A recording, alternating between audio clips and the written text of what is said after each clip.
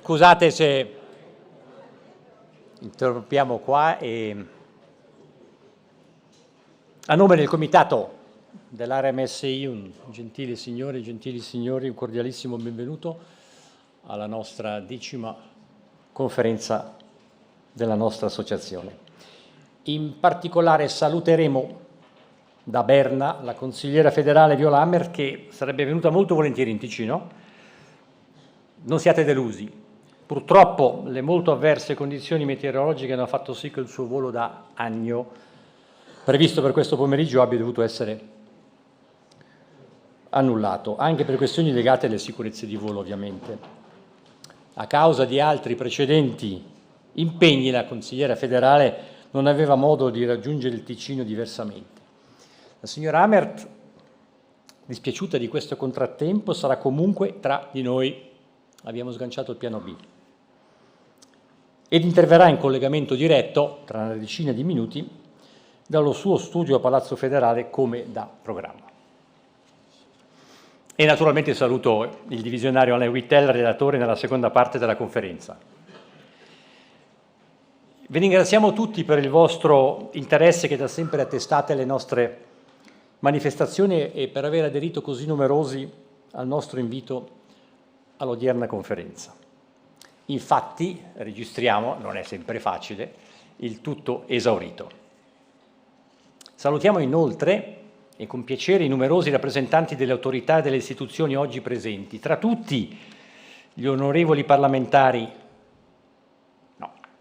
Rocco Cattaneo, Alex Farinelli, Fabio Regazzi, Marco Romano e il direttore del Dipartimento delle Istituzioni Norman Gobbi, i municipali Filippo Lombardi e Tiziano Galeazzi della città di Lugano, Simone Giannini, vice sindaco di Bellinzona e neoeletto parlamentare, e si era anche annunciato il municipale di Mendrisio Massimo Cerruti, che forse arriverà, può darsi che il traffico, il tempo causi anche dei ritardi.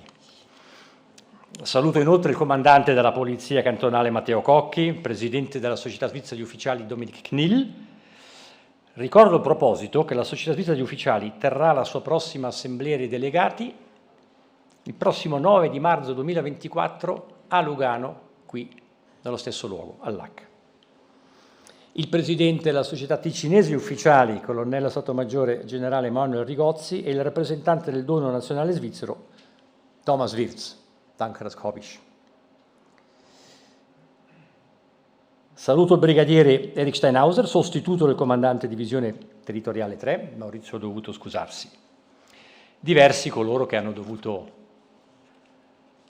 scusarsi per questa sera perché in vacanza o altrimenti impegnati. Infine per tutti un benvenuto ai numerosi rappresentanti, perché sono veramente tanti, del commercio, dell'industria, delle ambasciate, delle accademie, delle scuole, delle istituzioni federali, cantonali e comunali, dell'esercito, delle associazioni militari e di interesse, i numerosi ospiti della vicina Italia, che salutiamo con piacere, e naturalmente tutti i fedeli lettori della nostra rivista. E anche con piacere, rispetto alle edizioni passate, che salutiamo i numerosi giovani presenti, nonché rispetto alla prima conferenza del 2014, che era abbastanza molto maschile, da sempre più numerose signore. Folta anche la rappresentanza dei media, nonostante la signora consigliera federale ha dovuto annullare il volo, che ringraziamo per il loro interesse alle nostre conferenze e ai temi proposti. Bene, adesso entriamo in materia. Io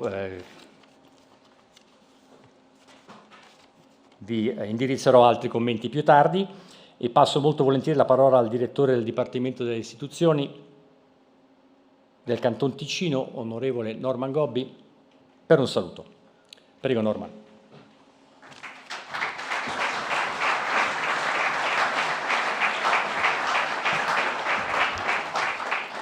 Grazie mille Marco per questo invito. Saluto tutte e tutti voi qui questa sera presenti all'AC, i parlamentari federali eletti, i municipali presenti, i deputati cantonali, tutti voi nelle vostre funzioni, anche e soprattutto le autorità militari qui rappresentate dal divisionario Wittel e da tutti voi.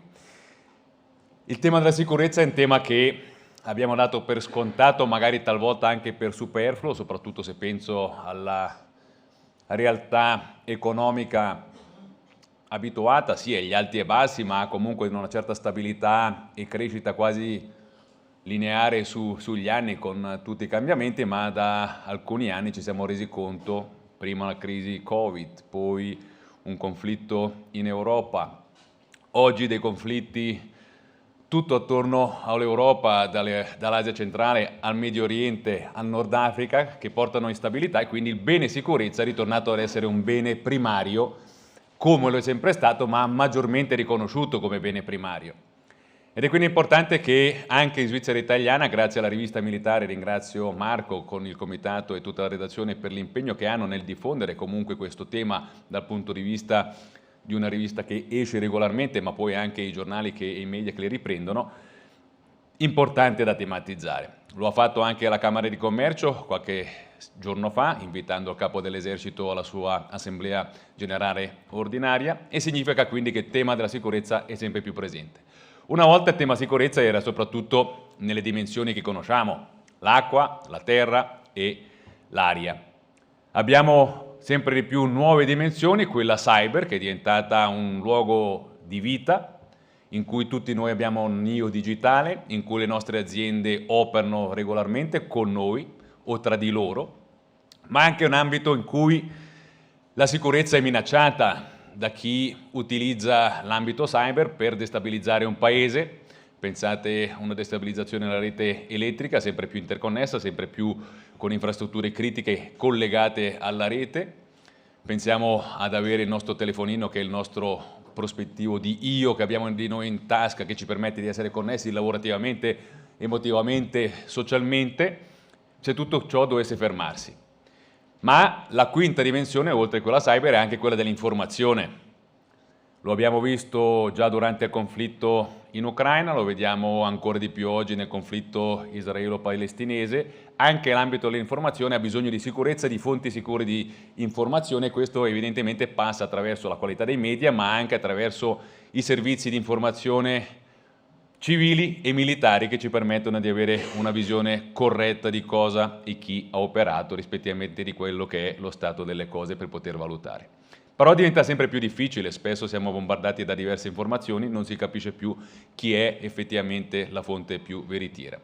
Ed è quindi un piacere anche per me poter salutare poi in video streaming della consigliera federale Viola Amherd, che dimostra con la sua politica comunque di portare in avanti con il Consiglio federale un rafforzamento della politica di sicurezza nel nostro Paese, e soprattutto credo la politica federale dovrà poi confermarlo, anche l'adeguamento dei crediti a favore del nostro esercito, proprio perché, e lo sappiamo, da una decisione alla sua implementazione, alla sua attuazione ci vogliono anni. Chi opera negli enti pubblici sa benissimo che tutta la procedura d'acquisto, oltre che di studio prima, chiede anni di studio, valutazione, messaggio, approvazione dei crediti, procedure di acquisto, introduzione di quello che viene acquistato, e questo porta quasi a 15 anni. Quindi le decisioni di oggi avranno un impatto reale tra 15 anni. Questa è una realtà, non è l'on-off, non è la PlayStation. La politica di sicurezza chiede pianificazione, chiede risorse per tempo, soprattutto perché il tempo di questi giorni ce lo insegna. Magari siamo sempre stati troppo tempo abituati ad avere il sole e il bel tempo, ma la pioggia e le intemperie possono arrivare in maniera immediata, non preparata, non annunciata, e talvolta anche qui il Meteo Svizzera non ci aiuta, ma soprattutto attraverso una pianificazione corretta si possono evitare i danni più gravi. Quindi la politica di sicurezza chiede il vostro sostegno, e quindi grazie mille della vostra presenza e del vostro interesse. Buona serata.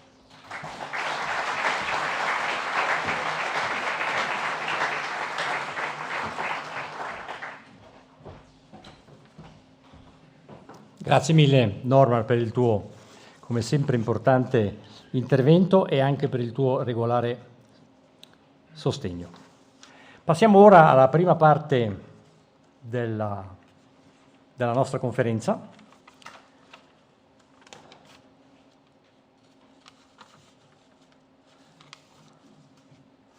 Se da un lato viviamo momento segnato da instabilità e grandi tensioni sul piano internazionale, marcato da conflitti, invasioni e crisi umanitarie come non le abbiamo mai viste in questo secolo. Dall'altro l'esercito svizzero ha recentemente presentato il suo progetto, gli obiettivi e la sua strategia futura. E anche in questo contesto, che è un onore per noi poter contare ed approfittare oggi del dedicato intervento della signora consigliera federale. Prego pertanto di andare in collegamento.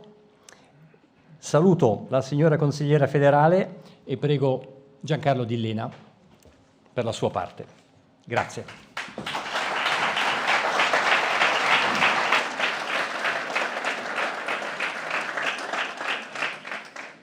Buonasera a tutti, buonasera in particolare alla nostra ospite che avremmo avuto volentieri qui, ma ormai ci sono delle ragioni che non sempre si possono contrastare. Herzlich willkommen mit uns. Hören Sie uns? Herzlichen Dank. Ja, herzlichen Dank. Freue mich dabei zu sein. Lieber wäre ich natürlich physisch vor Ort. Leider ist das nicht gegangen. Gut, danke. Faremo un giro d'orizzonte su alcuni problemi che riguardano la sicurezza. Abbiamo discusso prima con la consigliera federale delle varie domande. Io porrò le domande in italiano, la consigliera federale risponderà in tedesco, c'è la traduzione simultanea per chi avesse bisogno. Non so se ci sarà lo spazio per qualche domanda alla fine perché i tempi sono calcolati con rigore finanziario militare dal nostro Presidente e quindi dobbiamo stare nei tempi. Erste Frage. Facciamo una valutazione della situazione geostrategica. Abbiamo avuto l'Ucraina che ha cambiato il quadro complessivo, ora abbiamo quello che sta succedendo nel Medio Oriente. Come valuta la situazione attuale e le condizioni di sicurezza per la Svizzera? In particolare, quali riflessioni le ha ispirato il dibattito sulla neutralità che si è sviluppato ancora di recente nel nostro Paese? Ja, besten Dank für die Frage. Der Angriff Russlands auf die Ukraine hat den Krieg zurück nach Europa gebracht und hat die europäische Sicherheitslage massiv verändert und zwar verschlechtert. Und die Schweiz als Land mitten im europäischen Kontinent ist natürlich davon auch betroffen. Das heißt, auch wenn wir nicht direkt angegriffen werden, sind wir doch als vernetztes Land, das mit anderen Ländern Wirtschaft betreibt, sind wir sehr stark betroffen davon und auch die Sicherheitslage in der Schweiz hat sich zum Negativen verändert. Wir haben festgestellt in der Ukraine, dass die Bedrohungslage sich auch verändert hat. Also wir sprechen von einem hybriden Konflikt. Es ist nicht mehr nur ein konventioneller militärischer Angriff. Es ist ein Bedrohungsbild, das Desinformationskampagnen einschließt, Beeinflussungsoperationen. Die ganze Cyberdimension hat sich jetzt gezeigt, wie entscheidend das ist. Und auch Angriffe auf kritische Infrastrukturen sind erfolgt.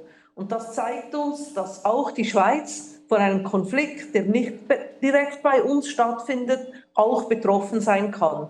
Und das ist natürlich für uns wichtig, dass wir uns mit diesen Fragen jetzt näher beschäftigen und überprüfen, ob unsere Sicherheitspolitik richtig ausgerichtet ist.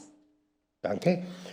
La maggior parte della popolazione svizzera ha sempre dato il proprio sostegno all'esercito. Abbiamo affrontato diverse votazioni su questo tema e diciamo, la politica di sicurezza è sempre uscita vincitrice, quasi sempre. La crisi ucraina questo sostegno l'ha ancora rafforzato ulteriormente. La domanda è: durerà? Che cosa sta facendo perché questa sensibilità duri nel tempo e non finisca quando finisce la prossima crisi? Also wir stellen fest, dass dieser Krieg in der Ukraine, in Europa, die Sensibilität der Bevölkerung sehr stark verändert hat. Wir waren in der Schweiz während Jahrzehnten gewohnt, dass Frieden herrscht, dass das selbstverständlich ist, dass Sicherheit normal ist. Und jetzt haben wir gesehen, dass das sich eben verändert hat. Und wir stellen fest, dass das in der Bevölkerung sehr stark gewirkt hat. Mir erzählen Soldaten, dass wenn sie jetzt im Zug unterwegs sind, dass viele Menschen auf sie zukommen und ihnen sagen, danke für ihren Einsatz, danke für ihre Arbeit. Das war vorher nicht der Fall. Also auch in der Schweiz hat man jetzt festgestellt, dass Sicherheit nicht selbstverständlich ist und dass Sicherheit auch etwas kostet. Und ich glaube, das ist eine wichtige Erkenntnis. Im Zeitpunkt, in dem ich das Departement übernommen habe, war Sicherheit in der Öffentlichkeit überhaupt kein Thema. Das wurde nirgends diskutiert, in den Medien nicht, auch in der Gesellschaft nicht. Und jetzt ist es ein Thema, das täglich auf der Agenda steht. Der Grund dafür ist ein sehr trauriger, der Krieg in der Ukraine. Aber ich denke, es ist wichtig, dass das Thema Sicherheit auch in der Bevölkerung jetzt stark angekommen ist. Und ich bin der Meinung, da hat sich in den Gedanken der Menschen eine starke Veränderung ergeben, die auch länger dauern wird. Weil es ist schlimm, der Krieg in der Ukraine ist noch voll im Gange und es sieht noch nicht so aus, als ob eine schnelle Lösung möglich wäre. Inzwischen gibt es andere Krisenherde, der Angriff der Hamas auf Israel, auch dort wieder ein Ereignis, das die Zivilbevölkerung vor allem belastet. Die Zivilbevölkerung leidet hier wieder. Und auch wenn wir nach Asien schauen, die Spannungen zwischen China und Taiwan oder auch der afrikanische Kontinent, wo es sehr viele Krisen gibt, die Sahelzone, wo man sogar Friedensförderungsmaßnahmen jetzt aufheben musste, wo Friedensförderungstruppen das Land verlassen mussten. Also die ganze Welt ist eigentlich viel, viel instabiler geworden. Und das spüren wir auch in der Schweiz. Proprio in questo ambito c'è chi sostiene che un ruolo maggiore, più importante, può essere fatto dalla Svizzera nei vari paesi dove, per esempio, già siamo stati presenti. Noi abbiamo delle esperienze in Corea dagli anni 50, nel Kosovo, siamo stati anche in Libano con degli ufficiali che erano parte del contingente internazionale. Pensa che in futuro questo ruolo, dal suo punto di vista di direttrice del Dipartimento della Difesa, dovrà ulteriormente essere ampliato? Also die Friedensförderungseinsätze der Schweiz sind sehr wichtig, die militärische Friedensförderung. Sie haben es gesagt, in Korea, das war die erste Mission militärischer Friedensförderung der Schweiz. Dort sind wir immer noch engagiert, an der Grenze Nord-Südkorea. Dann ein großes Kontingent auf dem Westbalkan, in Bosnien-Herzegowina, vor allem auch im Kosovo. Da hat das Parlament, und da bin ich sehr froh darüber, das schweizerische Parlament hat den Einsatz der Swisscoi, unserer Truppen auf dem Westbalkan, verlängert. Und das ist ganz wichtig, weil wir haben ja gesehen in letzter Zeit, dass auch auf dem Westbalkan wieder mehr Spannungen aufbrechen, dass auch dort die Lage wieder instabiler wird. Deshalb ist es sehr wichtig, dass wir vor Ort sind.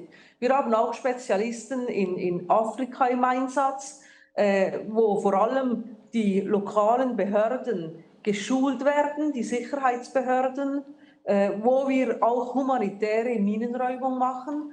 Und das sind wichtige Beiträge der Schweiz auf der ganzen Welt zur Stabilisierung von Regionen. Und wenn wir denken, insbesondere im Kosovo, wenn die Lage dort noch instabiler wird und wenn dort die Konflikte wieder offen aufbrechen würden, hätte das natürlich für die Schweiz direkte Konsequenzen, weil wir eine große Diaspora aus dem Westbalkan haben und Migrationsströme könnten natürlich wieder verstärkt in die Schweiz sich begeben. Und deshalb ist es auch in unserem eigenen Interesse, dass wir in diesen Friedensförderungseinsätzen weiterhin dabei bleiben und noch ausbauen. Wir haben im sicherheitspolitischen Bericht aus dem Jahre 2021 festgelegt, dass wir uns in Afrika stärker engagieren wollen, aber das ist im Moment sehr schwierig, weil die Lage dort sich massiv verschlechtert hat und eben sogar Friedensförderungstruppen abziehen mussten. Aber diese internationale Zusammenarbeit ist auch direkt für unser Land wichtig und da können wir in Zukunft noch mehr machen. Danke. Veniamo all'esercito svizzero, in Svizzera. La sua credibilità è legata anche agli effettivi, cioè al numero dei soldati. come valuta la situazione da questo punto di vista? Tra i nodi da sciogliere, cioè i problemi di cui si parla spesso, c'è quello del servizio civile, per alcuni troppo facile da, virgolette, scegliere.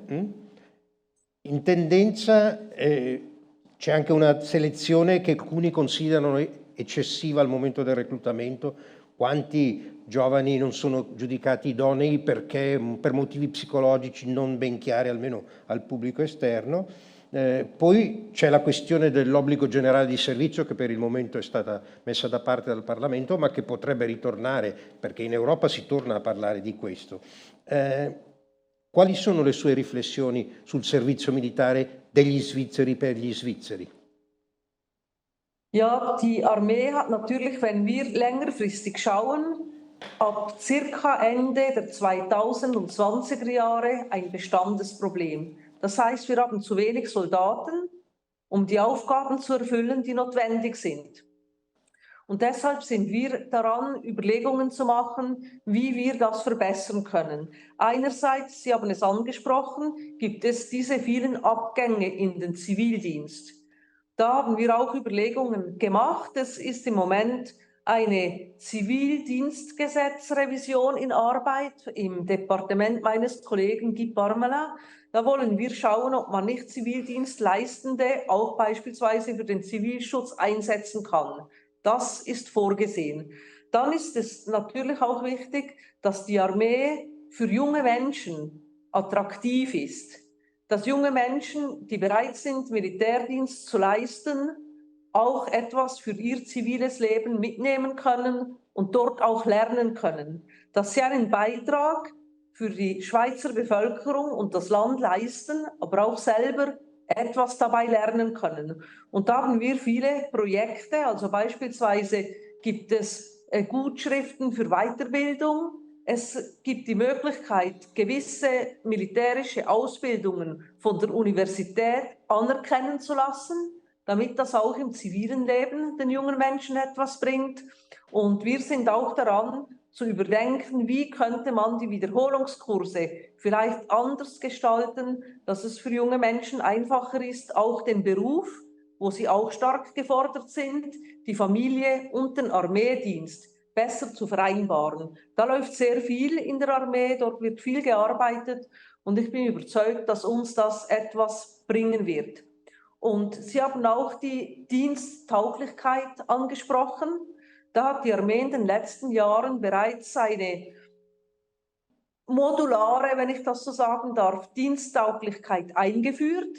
Also es gibt beispielsweise Menschen, die eine Gehbehinderung haben, die können vielleicht nicht rennen oder laufen, aber die können im Bereich Cyber Defense sehr gut eingesetzt werden. Und da wollen wir auch diese differenzierte Tauglichkeit noch weiter ausbauen, dass wir nicht Menschen aus medizinischen Gründen verlieren, die doch wichtige und gute Arbeit in der Armee leisten könnten.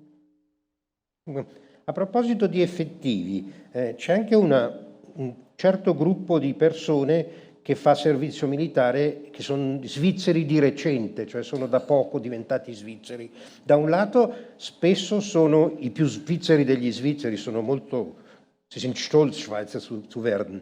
Però c'è un altro problema, che qualcuno teme che questa presenza crescente di persone straniere in un paese che ha il 25% di popolazione straniera potrebbero cambiare un po' la realtà interna dell'esercito.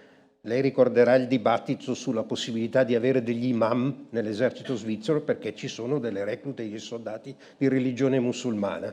Non è questa la domanda, però cosa pensa di questi nuovi svizzeri che potrebbero cambiare il volto dell'esercito svizzero? Also ich bin überzeugt davon, dass jeder Schweizer und jede Schweizerin, die das Bürgerrecht hat, auch die Bürgerpflichten hat. Und dazu gehört für junge Schweizer Männer natürlich die Militärdienstpflicht. Und ich finde es eigentlich schön, wenn sich diese jungen, eingebürgerten Menschen bereit erklären, den Dienst zu leisten und einen Beitrag für ihr Land auch bringen wollen. Und deshalb ist es wichtig, dass man diese Menschen auch aufnimmt, auch in der Armee, Das ist auch wichtig für die Integration dieser Menschen und die leisten dort gute Arbeit. Und wir haben natürlich in der Armee Armeeangehörige, Soldaten mit verschiedenen Glaubensrichtungen.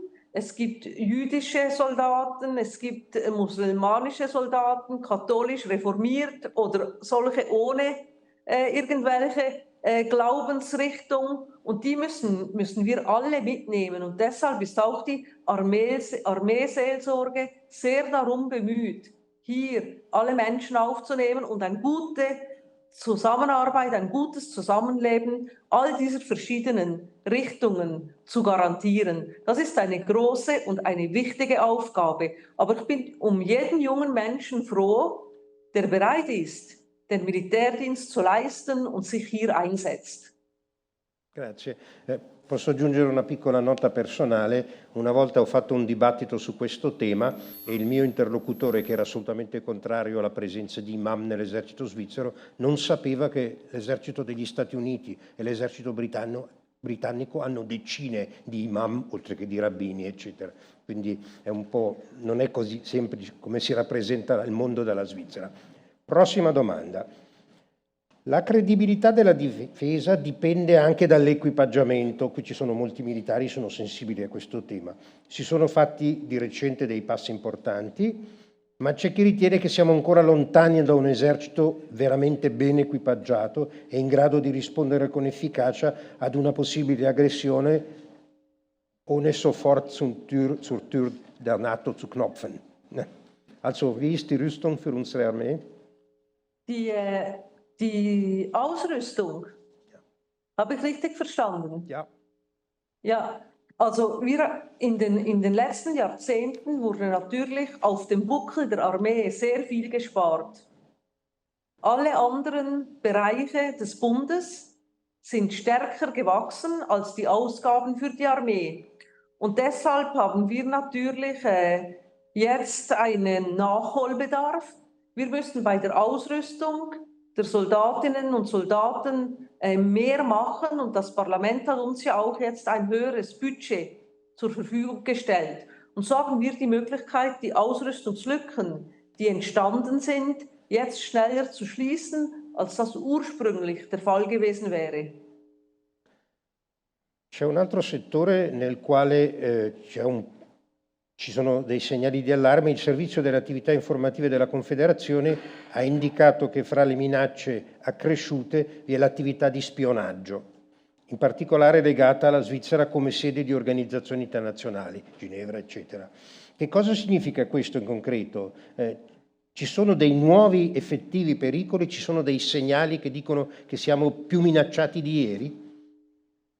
Ja, es ist so, das gehört eben auch zu diesem hybriden Konfliktbild, also Spionagetätigkeit nimmt zu, Cyberangriffe nehmen zu, Beeinflussungsaktivitäten, Desinformationskampagnen, all dies nimmt zu. Und das macht es natürlich noch schwieriger, diesen Gefahren zu begegnen. Und Spionage hat es immer gegeben, aber gibt es natürlich auch jetzt in der Schweiz und noch verstärkt, sei das Wirtschaftsspionage. Das ist natürlich dann ein großer Nachteil für die privaten Unternehmen, wenn natürlich ihre Innovationen so an Wert verlieren. Es ist aber auch die Frage natürlich der Sicherheit unseres Landes, die gefährdet ist, wenn hier Spionage betrieben wird. Und darum sind wir natürlich hier auch mit dem Nachrichtendienst, der auch in meinem Departement angesiedelt ist, sehr stark daran, hier zu verfolgen und ja, auch herauszufinden, wo was passiert, damit wir reagieren können und allenfalls Personen, denen Spionage nachgewiesen werden kann, diese auch aus unserem Land zu entfernen. Parliamo un po' più in generale del futuro dell'esercito, in rapporto a un problema che noi in Ticino sentiamo molto, l'italiano nell'esercito svizzero. L'esercito svizzero è diventato sempre di più un esercito che parla tedesco oder besser Schweizerdeutsch, teilweise Französisch, nur selten Italienisch. Il problema è pratico perché ci sono dei giovani che affrontano la scuola recluta e poi voglono fare carriera ma non hanno la possibilità di fare più di quel tanto in italiano e questo li lascia da parte. Cosa si può fare? Was können wir tun, um Italienisch zu verstärken in der Armee? Es ist so, dass natürlich italienische Rekruten proportional zur italienischen Sprache der Schweiz in der Armee sind. Das ist ein Fakt und auch die Offizierskarriere steht diesen jungen Menschen natürlich offen. Was nicht mehr möglich ist, alle Ausbildungen in der Armee auch in italienischer Sprache durchzuführen. Aber wir haben beispielsweise Monteceneri, die Ausbildungsstätte dort. Und das ist sehr wichtig natürlich, dass das bleibt und dass wir hier auch italienisch sprechende Soldatinnen und Soldaten, Rekruten haben, die dort ihre Ausbildung machen. Aber wir auch in der Armeeführung und bei der Beförderung von höheren Stabsoffizieren und so weiter achten wir sehr stark darauf, dass alle Sprachregionen angemessen proportional vertreten sind. Ist es wahr, dass im Generalstab spricht man immer mehr Englisch? So meines Wissens nicht. Auf alle Fälle, bei mir kommt das nicht in Frage. Ich hatte diese Woche eine Sitzung mit Schweizer Unternehmen zum Thema Cyber Defense und die haben als Sitzungssprache Englisch gewünscht. Und dann habe ich gesagt, nein, im Bundeshaus sprechen wir nicht Englisch unter Schweizern. Wir haben 4 Landessprachen und wir sprechen 1 oder 2 oder 3 von diesen Landessprachen. Machen Sie so weiter, Sie haben etwas Wichtiges zu verteidigen. Also, zurück zur Armee. Il rapporto Rafforzare la capacità di difesa, pubblicato di recente, indica le linee di sviluppo delle nostre forze armate per il prossimo futuro. Però se pensiamo al passato, impariamo spesso che questi grandi disegni strategici e di sviluppo poi sono superati dagli avvenimenti e diventano vecchi in fretta, no? Cosa c'è di diverso questa volta? Was Neues diesmal? Ja, es wurde vorhin von Regierungsrat Norman Goppi gesagt, Rüstungsbeschaffungen dauern eine lange Zeit. Das kann man nicht einfach so schnell beschaffen. Es braucht eine Evaluation und so weiter, er hat das schön dargelegt. Darum braucht es auch Planungen. Und die Armee hat jetzt eine Planung gemacht. Also wir hatten in den letzten Jahren verschiedene Berichte erstellt. Den Bericht zur Weiterentwicklung der Luftwaffe.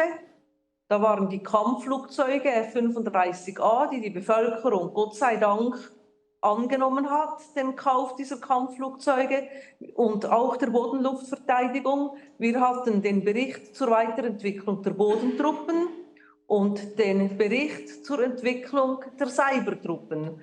Und diese Berichte haben wir jetzt alle noch einmal angeschaut mit den Erkenntnissen aus dem Ukraine-Krieg. Haben wir geschaut, wenn man jetzt sieht, wie dort die Kriegsführung läuft, der hybride Konflikt, stimmen unsere Annahmen noch, stimmen unsere Planungen noch oder muss man die ergänzen? Und wir haben festgestellt, dass diese 3 Berichte immer noch gültig sind. Also schon in diesen 3 Berichten hat man auf eine hybride Konfliktführung in Zukunft eigentlich sich eingestellt. Was wir aber gesehen haben, dass wir vielleicht die Prioritäten ein wenig ändern müssen und vor allem, dass wir unsere Waffensysteme schneller ersetzen müssen, dass wir mehr Mittel zur Verfügung haben müssen, damit wir ans Lebensende gekommene Systeme ersetzen können. Aber es ist klar, die Armee hat jetzt bis 2030, 2035 einmal eine Planung gemacht, konkret, welche Systeme müssen wann ersetzt werden und was kostet das? Das ist sehr wichtig. Aber die Armee hat auch einen neuen Grundsatzentscheid gefällt und hat nicht gesagt, wir werden beispielsweise die Artillerie komplett in einem Mal ersetzen, sondern sie haben gesagt, wir machen das immer in Tranchen, zuerst 1/3, dann ein 2/3 und ein 1/3. Das gibt dann natürlich auch mehr Flexibilität und die Möglichkeit, Anpassungen zu machen, sofern das notwendig ist. Aber die Armee ist auch ständig dabei, natürlich den Ukraine-Krieg zu analysieren und Lehren für die Schweiz, für unsere Armee daraus zu ziehen.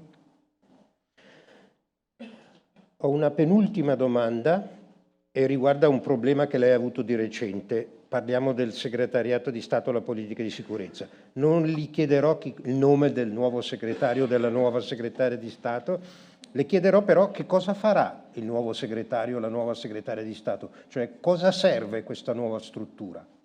Ja, also wir haben jetzt gesehen, mit der Entwicklung auf der ganzen Welt, mit der großen Unsicherheit, mit den vielen Konflikten und Krisen, die eben nicht nur konventionelle Kriege sind, sondern die im Cyberspace viel machen, also Cyberangriffe und eben Beeinflussungsoperationen, Desinformationskampagnen, Spionage, wie Sie auch angesprochen haben. Wir haben gesehen, dass es nicht mehr in Zukunft geht, dass man in Silos arbeitet und denkt, die Armee für sich, die zivilen Sicherheitsbehörden für sich. Es braucht eine viel stärkere Vernetzung und man muss viel stärker koordinieren und zusammenarbeiten innerhalb meines Departements, aber auch mit den anderen Departementen. Wenn Sie jetzt die Krisen auf der Welt anschauen, sehen Sie, dass jedes Departement beim Bund betroffen ist. Das Wirtschaftsdepartement ist betroffen für die wirtschaftliche Landesversorgung.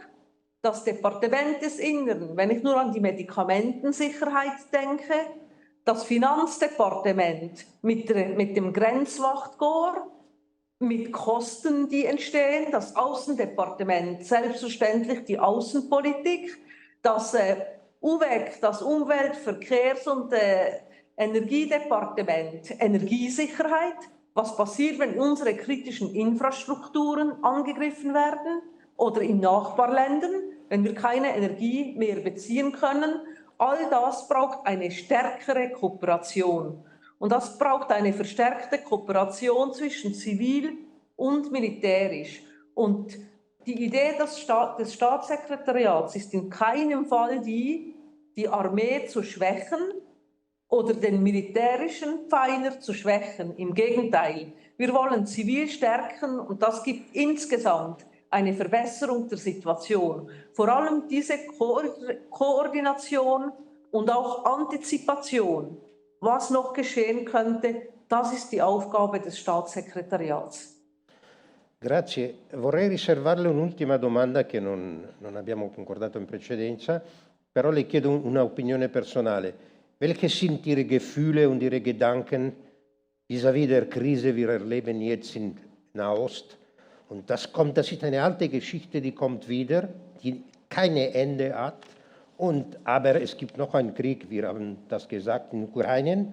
Also was denkt, bevor zu schlafen am Abend, die Bundesministerin von Verteidigung über diese Situation? Können Sie gut schlafen? Ich denke natürlich vor allem an die Zivilbevölkerung, die unter diesen Krisen leidet. Die Zivilbevölkerung, die keine Schuld daran trifft, die nicht mitentscheiden kann und die dann Familienmitglieder verliert, Todesfälle hat in der Familie, im Freundeskreis.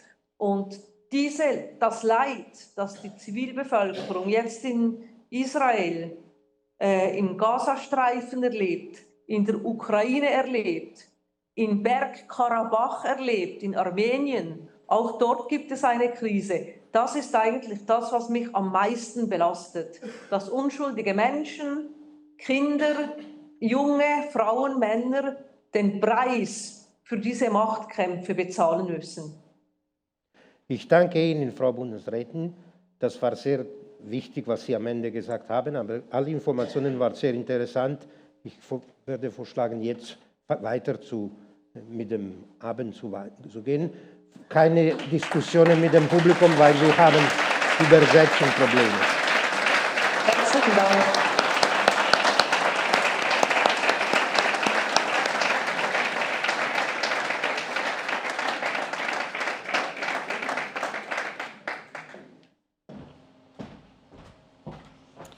Signora consigliera federale, l'abbiamo vista e sentita da vicino, concretamente come se fosse stata con noi, anzi è stata con noi, come ho anche detto in entrata prima che lei si collegasse in diretta.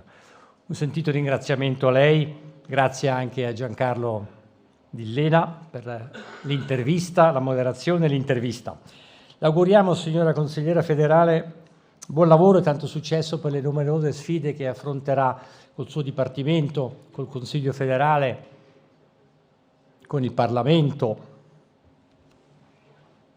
e con il nostro esercito, che sarà chiamata ad affrontare e gestire oggi come in futuro. E naturalmente anche tante soddisfazioni per il suo futuro anno di Presidente della Confederazione, sarà per lei un ulteriore impegno.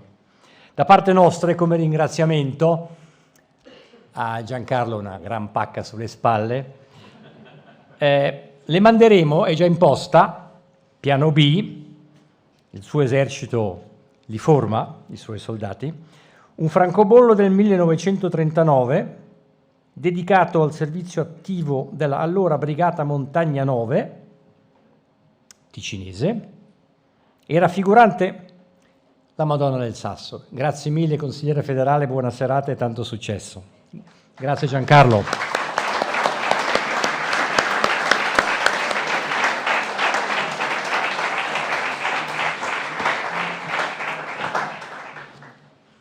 Grazie di nuovo Giancarlo.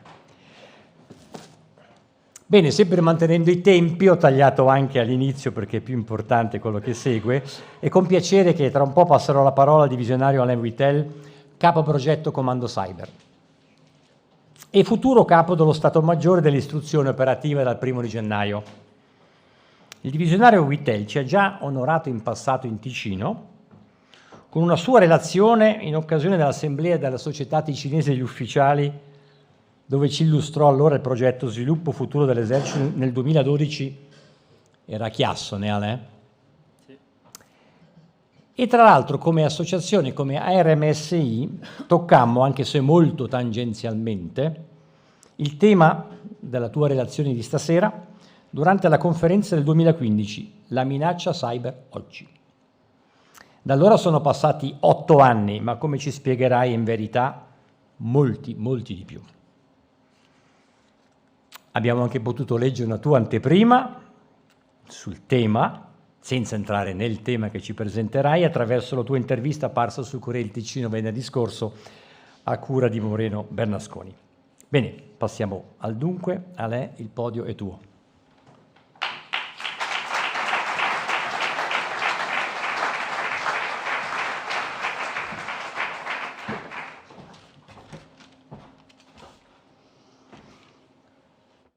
Stimato signor consigliere di Stato, caro Norman, spettabili deputati e rappresentanti dell'autorità, signori alti ufficiali superiori, egregi signori rappresentanti del media, gentili signore, gentili signori, vi ringrazio per l'invito.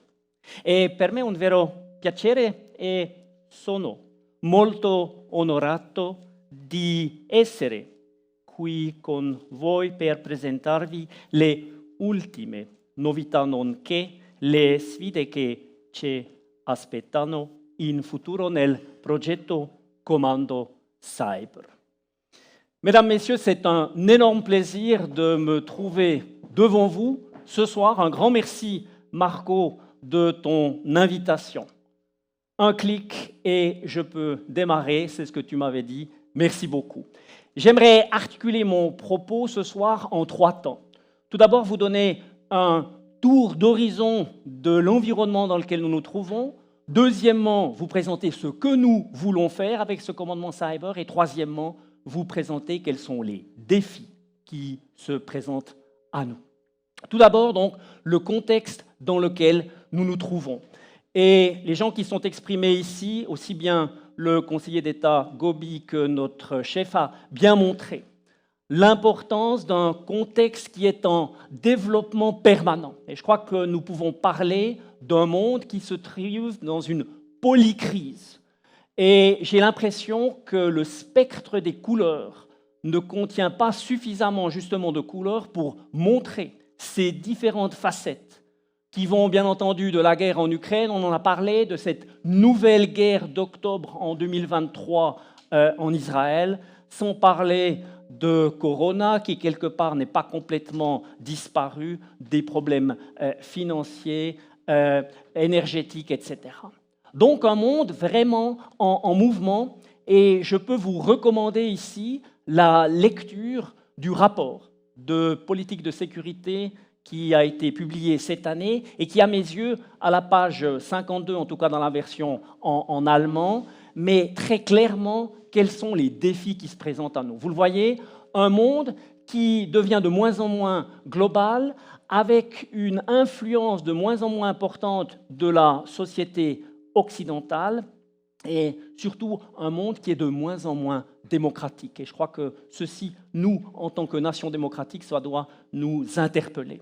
Et puis le dernier point, qui aussi en tant que militaire et ancien chef du renseignement militaire me tient à cœur en particulier, c'est ce caractère très volatile de la situation. Et pour moi, un grand danger qui est le terme de mauvaise appréciation de la situation. Vous pouvez vous imaginer, à l'heure où nous sommes ici, qu'est-ce qu'on est maintenant, 7h moins 10, et imaginez la situation, on est ici confortablement assis à Lugano, mais pendant que nous parlons ici, il y a des avions qui volent au-dessus de la mer Noire, au-dessus de la mer de Chine du Sud, et vous avez des gens qui sont dans ces avions, des Chinois, des Américains, ou dans le cas de la mer du Noir, des Russes et des Américains, des jeunes hommes, des pilotes, et on veut un peu montrer qui est le plus fort, et tout d'un coup, vous avez une panne technique, quelque chose, et vous avez deux avions qui rentrent l'un dans l'autre, un avion américain, un avion russe, et la question est, qu'est-ce qui se passe après?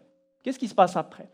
Est-ce que les Américains téléphonent aux Russes et disent on s'excuse, ou voilà, on va trouver un arrangement, ou parce que l'un ou l'autre des présidents a eu une mauvaise nuit, tout d'un coup on dit non, on n'est pas d'accord, et tout d'un coup on se trouve dans une logique d'escalade. Et je crois qu'on l'a bien senti aussi dans les propos de notre chef de département. Il y a un ancien proverbe africain qui dit « Lorsque les éléphants se battent, c'est l'herbe qui souffre ».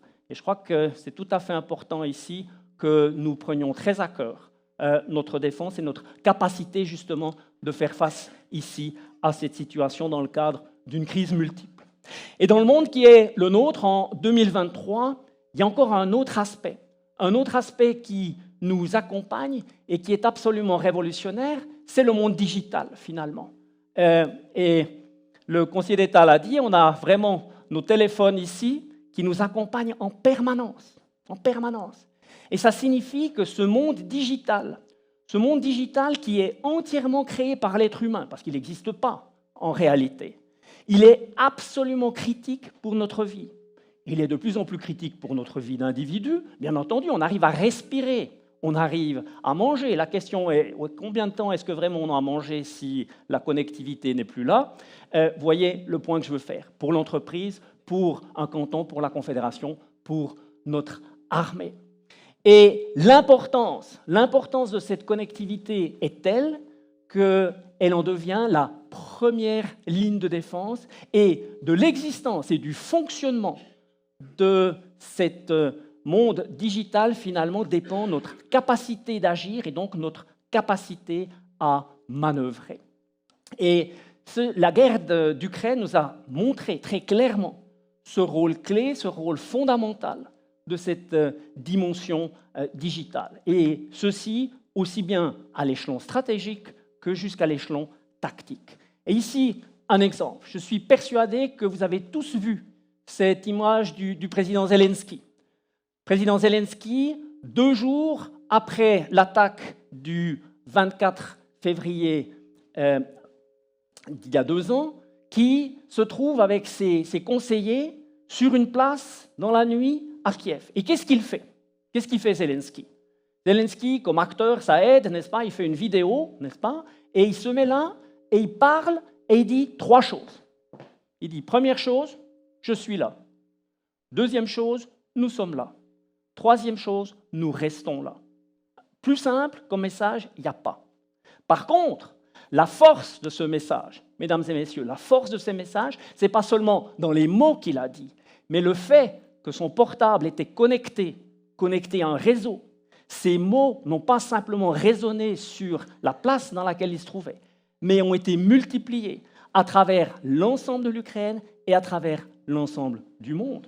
Et on le sent très bien, le soutien de l'Ukraine dépend absolument de cette connectivité et le fait d'être présent sur nos réseaux d'information. Et ceci, M. Zelensky l'a très bien compris. À l'échelon tactique, cette connectivité est aussi très importante parce que la guerre, mesdames et messieurs, et ceci on l'a oublié chez nous, de plus en plus, heureusement d'ailleurs, mais finalement, à la guerre, il y a une règle, c'est finalement vous devez éliminer votre adversaire avant que votre adversaire vous élimine. Parce que s'il a une information comme quoi vous êtes ici et il a les armes qu'il faut, il va tout faire pour vous éliminer. Et donc, l'importance de disposer de l'information au bon moment va avoir un rôle absolument essentiel sur votre capacité non seulement à remplir votre mission, mais tout simplement à survivre. Tout simplement à survivre. Parce que si vous n'agissez pas rapidement, la conséquence est très claire en guerre. Et pour nous, ce qui est très important, c'est ce cycle. Nous parlons d'un cycle censeur, service de renseignement, conduite et effet. En anglais, il parle de observe, orient, decide and act. Et c'est ici qu'on met finalement l'information, c'est-à-dire il faut capter cette information, il faut la traiter en une image de la situation, prendre une décision et sur la base de cette décision, donner les ordres pour pouvoir engager les bons moyens à la bonne place et au bon moment. Donc, importance de disposer des données et les données doivent circuler aussi rapidement que possible pour pouvoir fonctionner. Et ce que nous voyons, mesdames et messieurs, ici en Ukraine, c'est finalement un premier conflit de l'ère numérique où l'Ukraine a de toute évidence un avantage dans ce domaine, dans la transmission de l'information plus rapide que son adversaire, ici la Russie. Mais cet avantage, il ne dépend pas seulement du peuple ukrainien. Il y a un énorme appui derrière des puissances occidentales et surtout, et ceci c'est aussi une révolution, des grands groupes du domaine IT, comme Microsoft par exemple, qui étaient très très engagés dans la protection des réseaux ukrainiens, en particulier au début de ce conflit.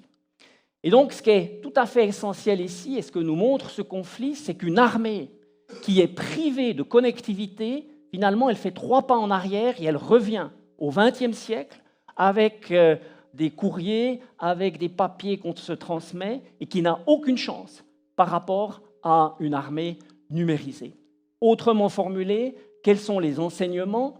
Vous pouvez avoir les meilleurs senseurs, les meilleurs capteurs. Si vous n'arrivez pas à avoir la connectivité qui va vous ramener ces informations, ces capteurs vont servir strictement à rien.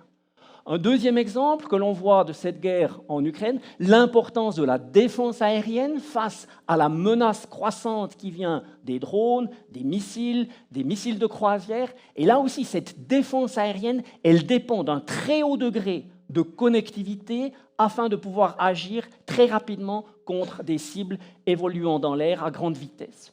Puis troisièmement, s'il s'agit de regagner du terrain, de mener une manœuvre offensive, là aussi vous avez besoin de connectivité pour coordonner cette manœuvre, pour coordonner le feu. Donc, autrement dit, nous avons besoin d'une conduite en réseau pour connecter nos senseurs, c'est-à-dire nous faire une image de la situation, les moyens de renseignement, consolider ces informations en une image de la situation et sur la base de cette image de la situation, pouvoir prendre des décisions et conduire la manœuvre. Donc, un aspect tout à fait central. Alors, qu'est-ce que nous voulons faire maintenant ? Nous avons publié à la fin 2020 une vision qui a été ensuite travaillée et qui est basée vraiment sur toute cette idée de renforcer notre capacité de défense. Et là, une des grandes lignes directrices repose sur l'importance du numérique, bien entendu. Et dans cette importance du numérique, c'est l'importance de ce réseau, comme je l'ai dit, senseurs, services de renseignement, conduite et effets. Et c'est ici que nous voulons vraiment créer un effort principal, et c'est dans ce domaine-là que le commandement cyber a un rôle tout à fait essentiel à jouer. J'aimerais ici développer mon propos le long d'un certain nombre de lignes. Premièrement, c'est le développement des capacités cyber, et j'aimerais revenir là-dessus dans la suite de mon exposé. Ensuite, nous construisons une nouvelle plateforme numérique. Et puis, troisième aspect qui pour moi est tout à fait aussi essentiel, l'informatique, le domaine cyber, le domaine électromagnétique, c'est beaucoup de techniques, mais finalement, ce sont les hommes et les femmes qui sont derrière, qui font la différence. Et donc, c'est vraiment l'expertise de nos militaires, de nos collaborateurs qui va faire la différence. Et tout ceci avec un but, c'est de gagner un avantage en termes de savoir et de décision, c'est-à-dire, encore une fois, de pouvoir collationner les données, pouvoir les analyser pour pouvoir engager les bons moyens à la bonne place et au bon moment. J'aimerais, en 4 points, revenir sur ces 4 aspects.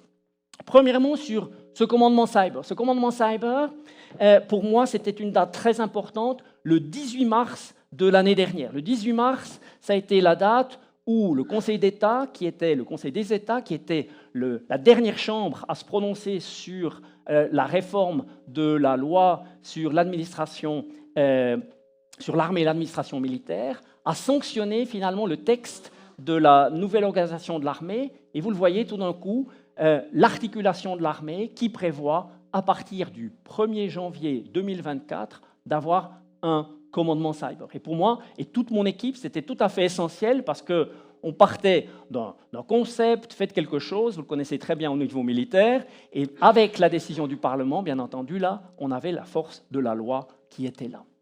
Et donc, la volonté politique ici derrière, et qu'est-ce que nous faisons ? Qu'est-ce que nous faisons avec ce commandement cyber ? Quatre éléments clés.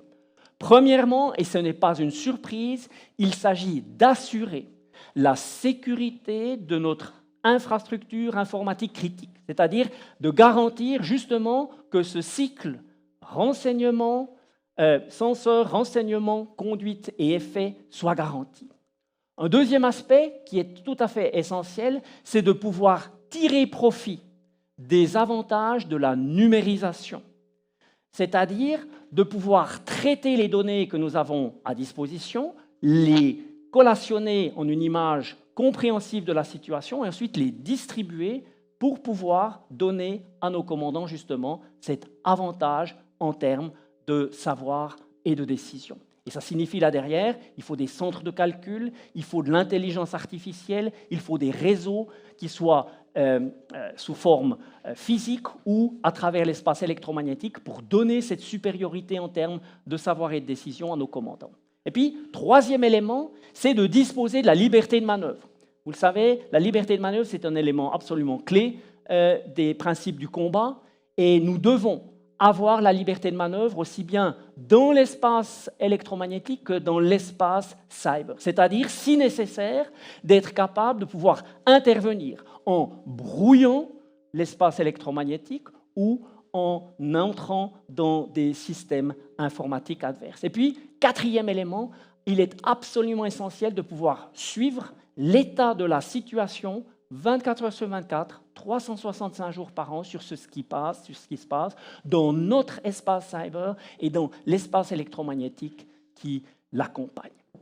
Et pour ce faire, la conseillère fédérale l'a mentionné, nous avons établi un document, la conception générale cyber, qui a été arrêté par le Conseil fédéral en avril de l'année dernière. Et pour nous, c'était important non seulement d'avoir un papier dont a été pris en connaissance par le Conseil fédéral, mais dont le Conseil fédéral a mandaté le département de poursuivre une des options, et en particulier tout ce qui est lié au développement de ces capacités. Capacités donc dans le domaine de la protection, dans l'espace cyber électromagnétique, dans tout ce qui est lié à la compréhension de la situation, au traitement des données et à la possibilité de transmettre ces informations à nos commandants et toutes les possibilités d'action au sein de l'espace électromagnétique et cyber. Et tout ceci est maintenant, dans le cadre de la planification de l'armement, est intégré dans nos planifications. Donc c'est ces 3 grands documents qui sont importants, et vous vous rendez bien compte qu'on a ici une trilogie, en quelque sorte, parce qu'on peut avoir l'avion de combat, et Dieu merci, maintenant nous aurons un pas essentiel avec le F-35, j'y reviendrai, mais cet avion ne peut déployer ses effets que s'il dispose effectivement des données nécessaires, et donc l'importance de disposer de ce socle, de ce système nerveux central que le commandement cyber va mettre à disposition, aussi bien des forces aériennes que des forces terrestres. Et puis, 3e aspect, qui pour moi est tout à fait essentiel, c'est la réalisation d'une nouvelle plateforme numérique. Alors, de quoi s'agit-il? À l'heure actuelle, l'armée dispose d'environ 35 centres de calcul différents. Alors, vous pouvez vous imaginer, chacun dans un état un peu différent, et c'est quelque chose qui est très très coûteux à entretenir, parce qu'il faut aller partout pour aller changer quelque chose. Et maintenant, nous avons dit, et avec l'aide du Parlement, tabula rasa, et nous créons une plateforme digitale entièrement nouvelle. Une plateforme digitale créée sur la base de 3 grands centres de calcul nationaux, protégés, dont 2 sont entièrement protégés. Puis ensuite, pour améliorer la redondance, nous avons des plus petits centres de calcul, mais qui sont exactement selon le même modèle à l'échelon régional, par exemple sur une base aérienne, et puis à l'échelon de la troupe, des centres de calcul plus petits, des centres locaux. Et donc, en quelque sorte, pour un petit peu parler simplement, ce que nous créons en termes de grandeur de t-shirt, nous avons les grands centres de calcul, c'est vraiment le t-shirt XXXL. Ensuite, on a à l'échelon régional, c'est le t-shirt L, et puis ensuite, au niveau local, le t-shirt en XXS, mais ils ont exactement le même modèle, et c'est ça qui est important, ils sont tous standardisés, et ce qui nous permet finalement de créer en quelque sorte un cloud privatif pour l'ensemble de l'armée, et un cloud qui est uniquement atteignable pour nos propres moyens, et ceux du réseau national de sécurité. Ça, c'est un point tout à fait important. Ça fait depuis très longtemps que la Suisse s'est associée à une initiative qui s'appelle FMN, Federated Mission Networking, avec l'idée de pouvoir coopérer avec des systèmes différents, avec des cantons, avec, le cas échéant, si la décision politique est là, avec d'autres acteurs étrangers, et de garantir que cet échange d'informations puisse se faire. Et puis quelque chose qui est tout à fait essentiel, c'est l'importance de pouvoir fonctionner en mode dégradé, c'est-à-dire que ces différents éléments peuvent continuer à fonctionner de manière autonome, même s'ils ne sont plus reliés à ces grands centres de calcul centraux. Ce qui m'amène à mon 4e point, qui est lié finalement au personnel et aux hommes et aux femmes qui sont derrière finalement ce système nerveux central de l'armée. Ici, nous menons toute une série de campagnes. Ici, vous voyez une, c'est ce ICT Warrior, qui est en principe une école que nous avons créée de toutes pièces au sein du commandement cyber pour attirer des jeunes Suisses et Suisses au métier du domaine IT et du domaine cyber. Et nous leur donnons pendant une année une formation complète qui nous permettent ainsi de les intégrer dans nos équipes de travail professionnelles. C'est quelque chose qui fonctionne très très bien, je dois dire. De l'autre côté, il faut voir aussi l'aspect de la milice, et vous savez que l'armée de milice est quelque chose qui pour nous est absolument essentiel, et je crois que c'est aussi une des leçons de ce conflit en Ukraine. On a vu qu'il est tout à fait possible d'instruire très rapidement des soldats à des systèmes d'armes très perfectionnés, comme des missiles anti-chars ou ce genre de choses-là, où on peut instruire ça très rapidement. Par contre, d'instruire un spécialiste cyber qui soit capable de mener une attaque ou de se défendre contre une attaque adverse, c'est quelque chose qui prend énormément de temps. Et ce temps-là, nous l'investissons, nous le préparons, et nous avons pris 2 grandes initiatives, la création d'un bataillon cyber qui a été réalisé l'année dernière, le bataillon Cyber 42, et puis d'un état-major spécialisé avec toute une série de spécialistes qui sont à ma disposition. Et là, je le dois dire, c'est la grande force de notre armée de milice, et c'est quelque chose que mes collègues étrangers vraiment nous envient, c'est de pouvoir prendre vraiment des top shots du monde industriel, du monde économique, du monde académique, et de pouvoir les prendre chez nous pour quelques jours, pour quelques semaines, et de tirer parti de leur savoir-faire.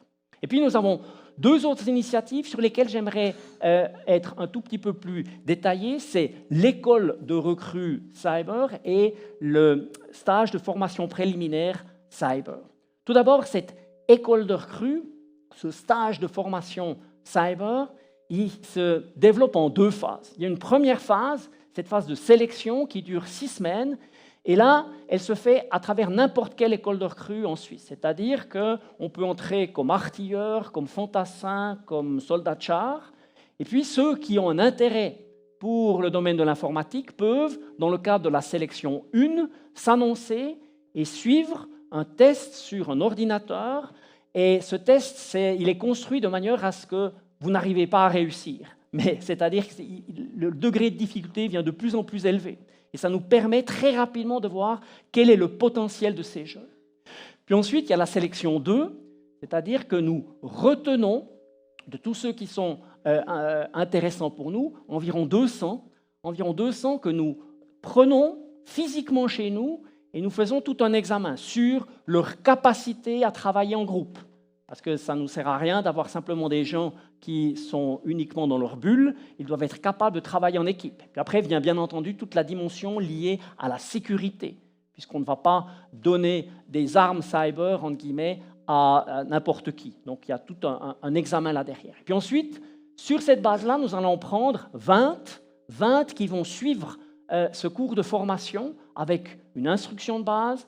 Ensuite, chacun va faire une école de sous-officiers, parce que l'ensemble dure 40 semaines, donc chacun sort au terme de cette école comme sergent. Et puis, ce qui est très intéressant, c'est le service pratique au terme, où nous prenons ces gens chez nous, mais nous les avons aussi à l'extérieur. Nous avons eu dans différents corps de police, par exemple, dans des producteurs d'énergie. Donc, il y a une palette très, très large de possibilités de formation.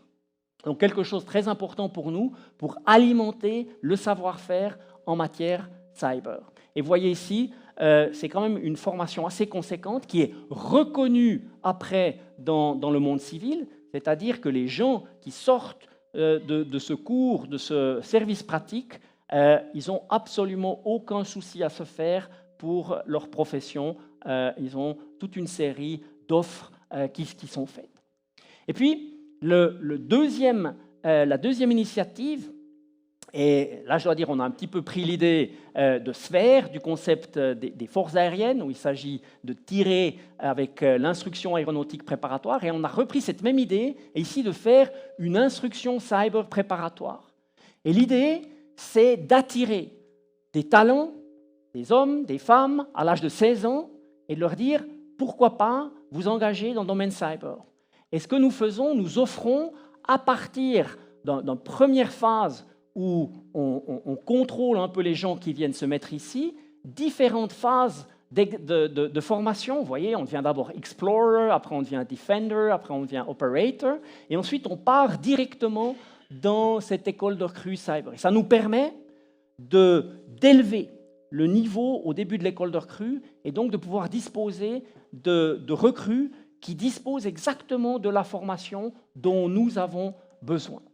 Et vous voyez ici une manifestation, c'était la première fois que nous avons présenté ça, c'était en mai de cette année à l'école polytechnique à Zurich, où on a eu 120 jeunes qui sont venus comme intérêt pour cette formation. Donc c'est quelque chose qui fonctionne très très bien et qui fonctionne dans toutes les régions de la Suisse et dans toutes les langues de la Suisse, bien entendu. Donc on peut ici s'inscrire et c'est quelque chose ici où nous mettons beaucoup d'intérêt pour faire avancer notre savoir-faire. Et je pense que là, on a vraiment une situation de triple win, en quelque sorte, où on est gagnant pour notre armée dans le sens où nous gagnons des experts, on est gagnant pour le monde économique où nous avons un manque de savoir-faire en termes d'informatique dans ce pays, et donc on génère ces savoir-faire. Et puis, il y a un win, bien entendu, un effet gagnant pour nos citoyens qui disposent d'une formation très, très bien valuée. Alors, qu'est-ce qui vient à nous? Et j'aime bien cette citation de l'ancien commandant de l'US Air Force, et qui dit, vous le voyez ici, finalement, que d'avoir du succès à l'engagement dépend de plus en plus, non seulement du courage des soldats, mais de plus en plus de la qualité de l'interconnexion des différents senseurs, et surtout, vous voyez ce dernier point, de la capacité des outils informatiques qui sont derrière, c'est-à-dire des softwares qui sont là derrière. Et on est vraiment ici dans cette logique de numérique et on part dans une logique finalement d'une défense de plus en plus orientée sur le software et l'importance de disposer des données. Donc l'importance des données comme élément clé pour avoir justement cette supériorité en termes de savoir et de décision. Où nous trouvons-nous sur l'axe temporel? Nous allons débuter au 1er janvier 2024. Nous sommes donc dans la phase de réalisation. Pour nous, ce qui est très important, et c'est vraiment pour mes collaborateurs ici, ce sentiment que nous sommes la première ligne de défense, et si cette première ligne de défense ne fonctionne pas, le reste de l'armée ne va pas fonctionner. Et nous avons, à l'heure actuelle, une situation tout à fait exceptionnelle et une chance énorme, en quelque sorte. Et vous savez, dans le monde astronomique, il y a des périodes où tout d'un coup, vous avez toutes les planètes qui sont alignées. Et on a un peu, pour les forces armées suisses, cette situation-là. Quelles sont les planètes? On a le nouvel avion de combat, le F-35, avec toute une logique de fusion des données. On a en parallèle un commandement cyber qui va exactement dans cette même logique. Et puis nous créons une nouvelle plateforme numérique avec le but finalement de passer le cap de la numérisation, d'utiliser ceci pour assurer notre sécurité à travers justement cette supériorité en termes de savoir et de décision pour pouvoir réussir à l'engagement non seulement en situation de guerre, mais également pour tous les cas de figure où nous devrions engager notre armée. Voilà, mesdames et messieurs, en quelques mots un peu l'état de la situation. Un très grand merci de votre présence, de votre attention. Et le président Marco va dire le temps que nous avons à disposition. Je me tiens bien volontiers à disposition pour prendre vos remarques, pour répondre à l'une ou l'autre question. Avec la petite Rules of Engagement, merci beaucoup de poser votre question soit en français, soit en allemand. Ça me facilitera beaucoup la réponse. Merci beaucoup par avance. Merci, mesdames, messieurs.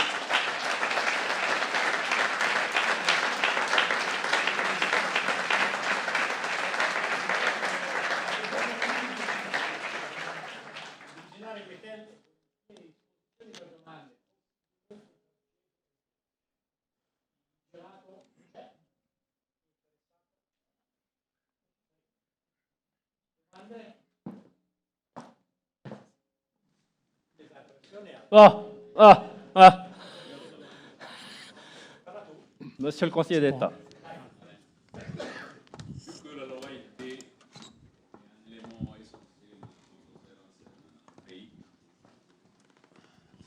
Vu que la loyauté, c'est un élément essentiel quand on servit un pays, tu dis que vous êtes la première ligne de défense de l'armée suisse. Mais une femme ou un homme qui n'est pas loyal dans la première ligne, surtout dans le domaine numérique, bien évidemment, peut créer un dégât assez grand. Comment vous gérez cette question au niveau du commando cyber? C'est une question qui est bien entendu clé pour nous, de garantir la sécurité de nos collaborateurs. Et le gros de nos collaborateurs suit un contrôle de sécurité. PSP, ça s'appelle. PSP 11, PST 11 essentiellement pour nos gens. Et ce que nous faisons, c'est les militaires, justement. Et je l'ai mentionné dans le cadre de ce stage de formation, dans cette deuxième partie de l'évaluation, où nous faisons le filtre final entre les 200 et les 20 que nous retenons, l'aspect sécurité ici est vraiment très très bien pris en compte. Bien entendu, la sécurité à 100% n'existe pas, et ce qui signifie dans cette nouvelle plateforme numérique, nous travaillons sur un principe de zero trust, c'est-à-dire que chaque chose finalement est remise en question, et c'est le système lui-même. Et donc on garantit en quelque sorte une sécurité supplémentaire où finalement personne a, avec une seule carte, le contrôle complet du système ou ces choses-là. Donc c'est quelque chose qui est très très compartimenté, et bien entendu c'est la condition nécessaire pour que cette première ligne de défense puisse fonctionner.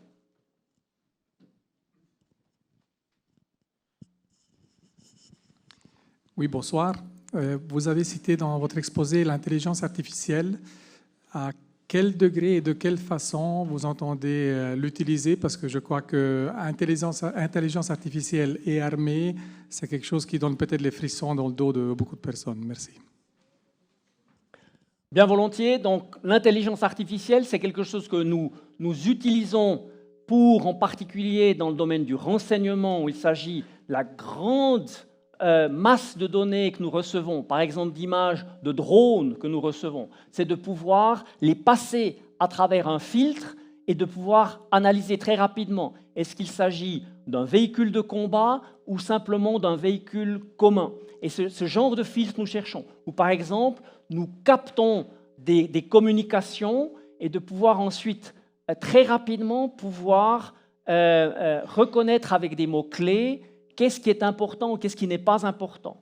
Et donc, ça nous permet, cette intelligence artificielle, de gagner en personnel. Parce que pour une petite armée comme la nôtre, et la chef de département a bien parlé aussi de ces problèmes d'alimentation, il s'agit pour nous d'utiliser les militaires que nous avons, les officiers dans les états-majors au mieux, et donc l'intelligence artificielle est là pour pouvoir les décharger et leur permettre de se concentrer mieux sur leur mission de commandement.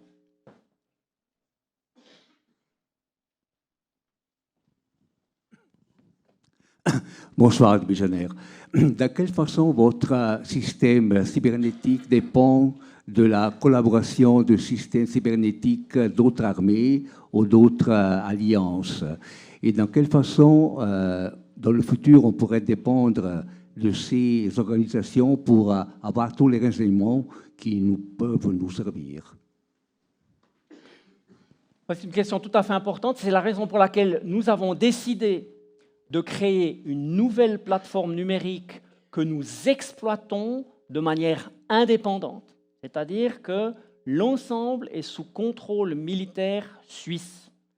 Par contre, bien entendu, pour le développement d'une telle plateforme, nous ne disposons pas des ressources nécessaires pour développer tous les programmes nécessaires. Et donc, nous faisons des appels d'offres à l'extérieur, à des grandes firmes informatiques qui existent. En l'occurrence, pour le cas de cette nouvelle plateforme numérique, c'est Swisscom qui construit ça pour nous.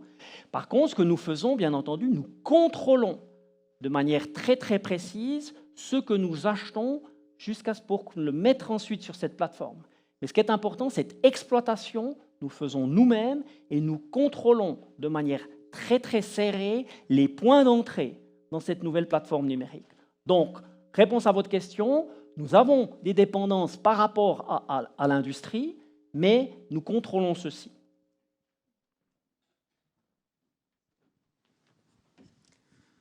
Mon divisionnaire, comment est-ce que c'est prévu, par exemple, l'aide pour intégrer des autres organisations qui sont stratégiques, par exemple dans le domaine des transports?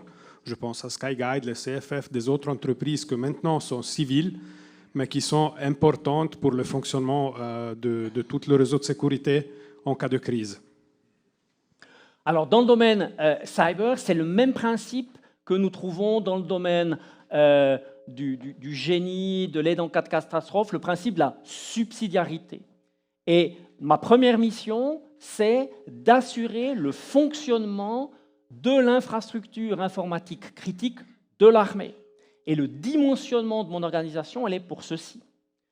Ce que nous avons, ce que nous pouvons mettre à disposition s'il y a un besoin qui vient d'une institution telle que celle que vous l'avez mentionnée, dans le cadre de la subsidiarité, elle prévoit que, premièrement, tous les moyens civils ont été engagés. Ensuite, il y a une décision politique de recourir à des moyens de la Confédération et l'armée peut appuyer. Et où nous pouvons appuyer, c'est dans certains produits de niche, par exemple dans le domaine de la cryptologie. C'est là où nous appuyons par exemple déjà certains corps de police pour décoder certains systèmes informatiques, où nous avons aussi un échange très régulier, c'est en matière d'image de la situation sur l'informatique. Mais je crois que l'idée d'avoir tout d'un coup une section de cyber-spécialistes qui tout d'un coup déboulent dans une infrastructure critique, ce n'est pas tout à fait la bonne façon. Et un peu, c'est la même chose. Je regarde le commandant de la police cantonale. S'il y a un cambriolage, c'est la police cantonale qui vient d'abord et ce n'est pas l'armée. Et je crois qu'on est exactement dans la même logique dans le domaine cyber.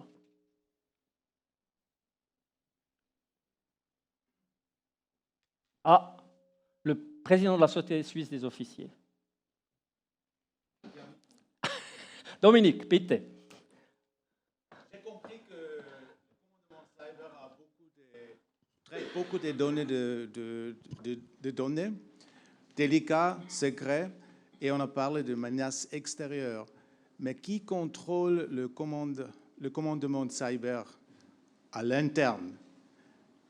On peut bien imaginer que les gens ne comprennent plus ce que les spécialistes font. Donc, il doit y avoir un instrument qui vous contrôle ou qui demande de vous rendre compte de ce que vous faites. La question est tout à fait justifiée. Et là, on a différents mécanismes. On a les organes de contrôle des services de renseignement. Et certains produits que nous générons au sein de ce service du commandement cyber sont des produits qui vont directement dans les services de renseignement. Et là, il y a deux grands instruments qui sont, d'une part, l'organe de contrôle des services de renseignement, puis deuxièmement, il y a encore un organisme qui s'occupe en particulier de tout ce qui est lié aux écoutes électroniques, qui vont contrôler ceci. Et puis, dernier élément, c'est la Geschäftsprüfungsdelegation qui, elle, a la mainmise sur ces questions-là. Et ça, je dirais, c'est sur les questions vraiment très sensibles. Par contre, en termes de gouvernance du commandement cyber, et ça, nous l'avons prévu maintenant dans le nouveau mode opératoire de la défense à partir du 1er janvier 2024, l'état-major d'armée, finalement, a un rôle de gouvernance sur la façon dont nous articulons l'informatique de l'armée. Donc, vous voyez, le contrôle sur les données sensibles et le contrôle sur l'orientation informatique du commandement cyber. Si politiquement on décide de collaborer avec l'OTAN, est-ce que vous êtes compatible ou bien il est possible de devenir compatible? Merci mon légionnaire. Ici, je l'ai mentionné, ce qui est important, c'est le fait de standardiser nos processus et de standardiser aussi nos plateformes informatiques. Et je l'ai dit, cette nouvelle plateforme numérique, elle a cette volonté d'être ici standardisée. Standardisée avec un standard important qui est ce FMN, Federated Mission Networking. Et c'est un standard finalement OTAN que nous reprenons ici et qui va nous permettre, si la volonté politique est là, de pouvoir collaborer. Et pourquoi nous avons fait ça? C'est essentiellement à l'interne, parce que le terme de federated, c'est pour nous quelque chose en termes de confédération qui est très bien important. Et ce qui est intéressant avec cette même démarche, qui est issue des difficultés de l'OTAN en Afghanistan. Ils sont allés en Afghanistan, ils ont fait venir X nations qui disposaient de systèmes informatiques différents, qui ne parlaient pas entre eux, et donc ils ont dit il faut générer un processus qui permet de travailler ensemble. Et c'est exactement cette même logique qui nous permet, dans le cadre du réseau national de sécurité, en utilisant ces standards, de pouvoir aussi parler entre cantons, et également on parlait auparavant des exploitants d'infrastructures critiques, de pouvoir les intégrer si nécessaire à nos réseaux.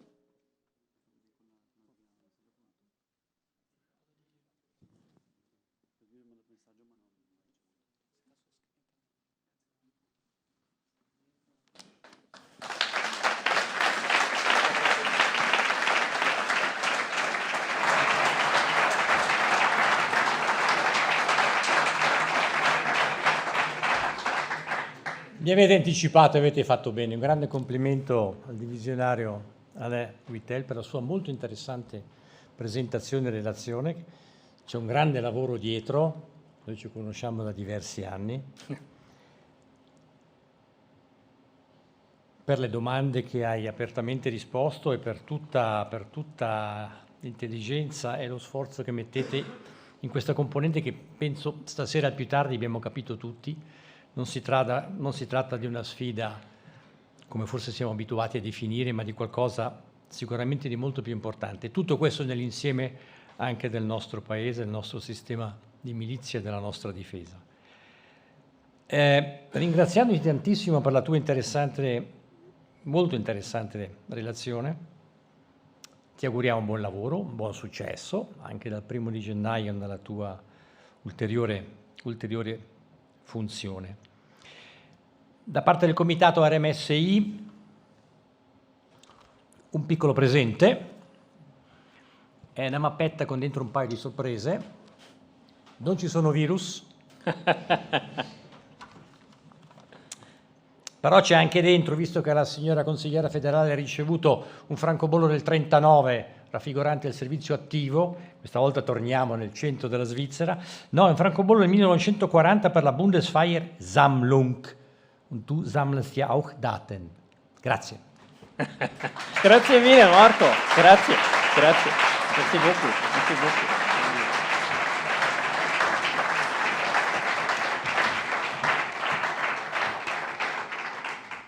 Veramente molto interessante, grazie a te come anche alla consigliera federale per essere venuto e averci onorato questa sera. Nelle scuole ci insegnano che tardi è sempre male, finire tardi è molto male, ma nessuno ci ha mai detto che finire prima è male, nessuno ci ha mai criticato, per cui ben volentieri, le circostanze ce lo permettono, in entrata vi siete accorti, abbiamo fatto anche un paio di tagli che abbiamo fatto bene per non far aspettare la consigliera federale a palazzo. Quindi passo alla conclusione. E per concludere, a nome del Comitato RMSI desideriamo ringraziarvi ancora una volta tutti, gentili signore, gentili signori, ospiti, cari ospiti, per la vostra presenza ed interesse. I relatori e tutti coloro che hanno contribuito alla conferenza di questa sera, tutto il Comitato RMSI, sapete siamo un'associazione di dilettanti, in particolare Simone Leonardi, attuario responsabile per le conferenze, per l'impegno e il grande quanto preciso lavoro.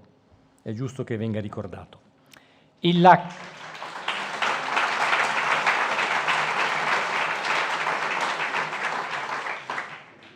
Grazie a tutti, grazie Simone.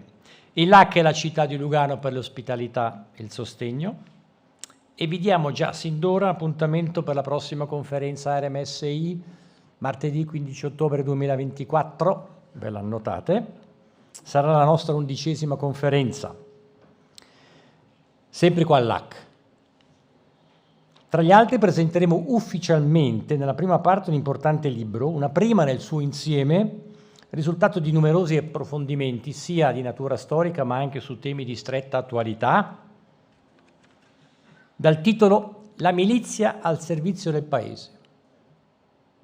Verrà stampato e pubblicato l'anno prossimo. Lo presenteremo nella prima parte della conferenza del 15 ottobre 2024.